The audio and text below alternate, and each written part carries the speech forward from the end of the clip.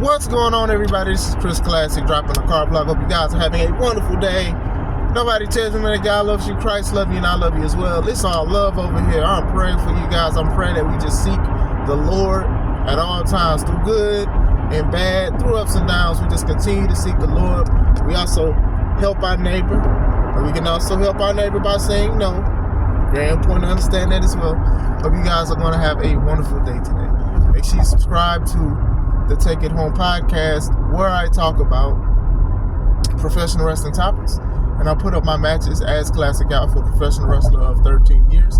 And she also subscribed to these 3 Ultimate Wrestling. And despite me and my wife going through a whole bunch of stuff with the company, please subscribe, watch some great wrestling from some great wrestlers and stuff like that. You know, it's our baby, it's our company that we created.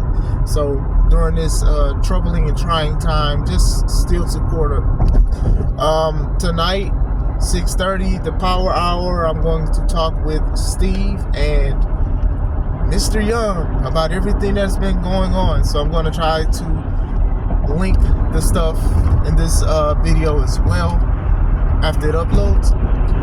May 3rd, Press Star 3, second show of the year, Dyer, Indiana, Harold's private venue. Tickets are available on Eventbrite now, so get your tickets to see great wrestling.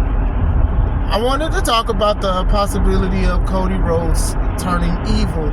Evil! In the words of Mermaid Man. I see the potential. I think a lot of people do see the potential. Look, and a lot of people are like, man, Cody's run has been boring. It wasn't special. He needs to do something else. Low-key, a lot of people were saying the same thing when Cena was having his reigns and stuff like that or whatever like that. But Cena never did, and I think that was good for Cena's career. Now, I don't know what's going to happen now on the road to WrestleMania, but that's the sweet thing of being unpredictable leading into WrestleMania and the storylines that happen after WrestleMania, even though Cena says he's going to retire from, in-ring competition soon. Still. But with Cody, I can see it working. A lot of people are saying maybe even, not a lot, but a few are saying maybe even Cena somehow be the people's champion, and the corporate champion for The Rock or his soul. I don't think that's going to happen either. Teach it on. But with Cody has more of a reason to choose The Rock's side. And I'm going to say why. Despite the fact that it being very weird that Shane The Rock Johnson soon wants his soul, Cody has been trying to do a whole bunch of other things outside of wrestling. Now, I know he can do a lot more because he's on the #1 wrestling platform. But when you look at his story about how he tried to be an actor and stuff, and even how his father helped him by selling his watch and trying to make sure he gets to acting schools and stuff like that, and even he had the show on TNT, I believe, when he was in AEW, called Rhodes to the Top, and that was a show that him and his wife did behind the scenes and stuff like that. Sort of reminded me of the Miz's show, Miz and Mrs. Remember that show? I didn't watch neither one.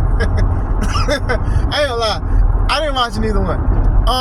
The last quote-unquote reality show I used to watch a lot, but I just stopped, was just Total Divas, which went to Total Bellas, I believe, and I ain't watched that in so long. The stuff just got weird to me. But still, I ain't watched neither one. Long story short. So, Cody, he does want the stuff. He does want those kind of accolades of acting and stuff like that. I'm not going to sit here and say, only for storyline purposes, it would make sense if he does align with The Rock and stuff, because The Rock is one of the most famous actors out right now. And I know a lot of people say he's very monotone and he acts like himself in all of the movies. That could be true. But at the same time, they still book him for movies. His schedule is busy because he does movies, acting, voice acting, and stuff like that. Hey, regardless, you could be 100% right about The Rock's acting skills. But we're going to be 100% right about his acting accolades. The man is always outside acting and stuff, to the point to where even when he's dipping his toe in wrestling, you don't know if he's going to be there or not, or whatever like that. Even last week, it was felt like a last minute thing that he's going to show up on SmackDown. I can definitely see this with Cody. I can definitely see it. I do think it'll put people on their toes or whatever like that. Because like I said, he wants to act. He's done a little acting. He had the reality show. He does very good with telling stories, even with documentaries that, WWE has done and stuff like that. I think he's done a great job. Him being the Rock's champion, that'll be very interesting to see. I just saw a little bit of the promo between him and Seth. Seth was one of those guys who sold his soul to Triple H and them when they were doing the Authority. And honestly, that was some good TV back then. I thought it was very good to have a group and have a stable and stuff, and I thought it was pretty dope. It was very, very dope to see those kind of things with Seth. Cody, obviously, he'll have his own way. Maybe Cody will dye his hair black or whatever like that. Who knows? I mean, I remember when he was in AEW, they kept trying to tease that he was turning heel, but it really wasn't the fact. The fact was the fans basically turned on Cody and they was booing the man. But still, it's very interesting to see. For the outside, he's basically already like the face of WWE. And when I say the face, I don't mean like the era face, like I've said before.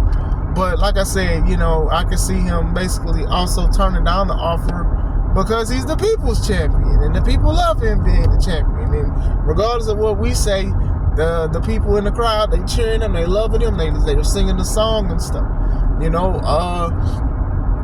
The man is like The Rock says, the people's champion. He's the champion of the people. I mean, he can go to Raw where the champion Gunther's there and basically do more than Gunther. I know Gunther wrestled last night, I didn't see it, but still, I'm just saying, when you go to the homepage for Raw on Netflix, you see Cody. You don't even see Gunther. You don't see Gunther, and I'm not laughing at Gunther. I think Gunther should, at least be on the graphic. He's the champ. You know what I'm saying? So this is what I'll be saying about how they be blatant with what belt they want to represent. Raw on Netflix is still a big deal because Netflix is like the #1 streaming platform. So when you have your champion who's supposed to be on there, at least for Raw, this is why I don't like brands. This brings my point to why I cannot stand brand separation. I understand the perks. I understand why doing it, but freaking the champ of Raw is not even on the graphic. It's not even on the graphic for Raw. And even then, Raw on Netflix, he didn't even wrestle. He didn't even wrestle the first Raw on Netflix. I don't even think he wrestled the next week. So this is what I'll be saying, right? Is that they be very, very blatant when it comes to certain things. Even when Roman was champ, when he was the Universal champ, they made the Universal champ more prestigious and more important than the WWE title. Then they try to atone for that after when they made him and Brock go against each other, champion versus champion. So they put both belts together and then wound up making another belt, which is the World Heavyweight Champion. It's only a matter of time till that belt fuses with that one and then they make another. Like, they're going to continue to do these kind of things.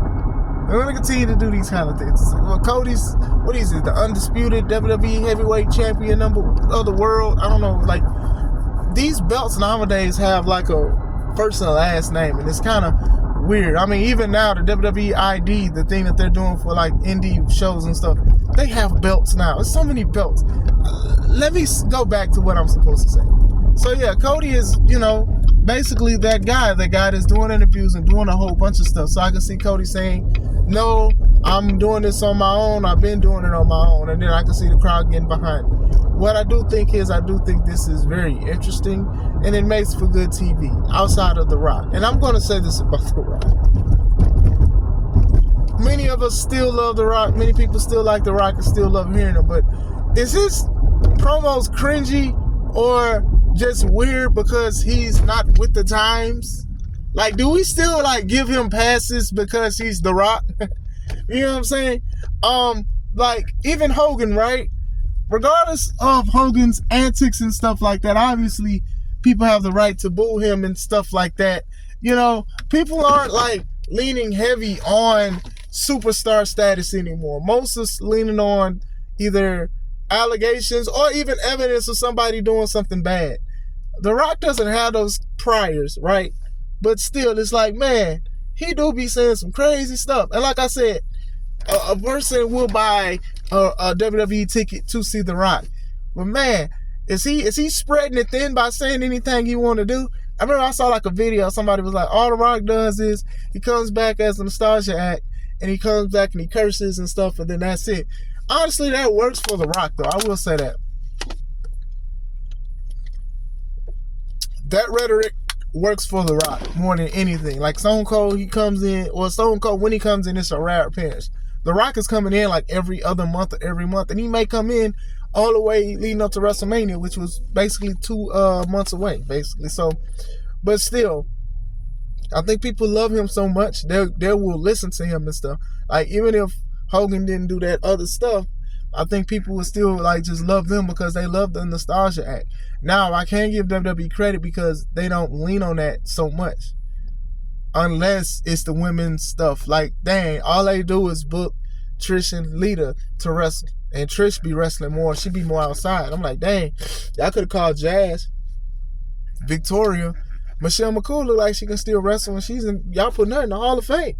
So, hey, I'm just saying. But going back to Cody, I see both sides, and I think it could work either way leading into WrestleMania. Like I said, it'll have to be, to me, a little more personal on The Rock's end about Cody trying to be an actor, trying to be these kind of things. You know, you gotta deep dive into that. It has to be a little more personal for it to hit a little bit. You get what I'm saying? And they could be going there, even having Seth come out and saying, "Don't sell your soul, I'm coming for you," and blah, blah, blah, blah, blah, and stuff. And then, you know, it can definitely work. But, like, as far as, like, Cena being The Rock's champion, I just don't see it because, for the most part, Cena is a successful actor. He's doing PR and stuff like that. You see him in commercials for McDonald's.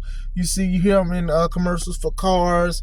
You see him doing a whole bunch of stuff. He's in Mortal Kombat 1 as the Peacemaker. People like the Peacemaker. So Cena is very successful in his own right with certain things and being like his own brand. People know who he is, and it's coming to the point where people know him more of an actor than a wrestler. So it has to be somebody, honestly, like Cody, that is trying to transition into movies and stuff like that. I know the Roman Reigns, he's doing small things now himself and stuff like that, but it has to work with Cody if you are going to try to make somebody a champion, a world thing with opportunities and sell your soul.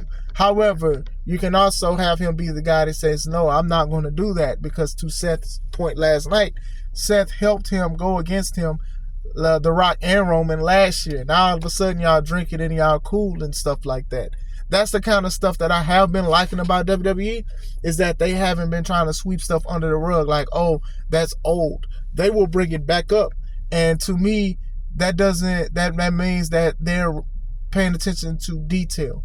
You know, they're just not trying to make people feel like they're not intelligent, because people remember stuff. That's why people can side with Kevin Owens about people trying to side with Roman, even Cody being mad. I mean, him being mad at Cody for teaming with Roman Reigns when he done so much stuff to him and Kevin Owens. So, but yeah, I think it's very interesting. What do you guys think? Should he stay the same way or should he change? Let me know. Hope you guys have a wonderful day. This is Chris Classic.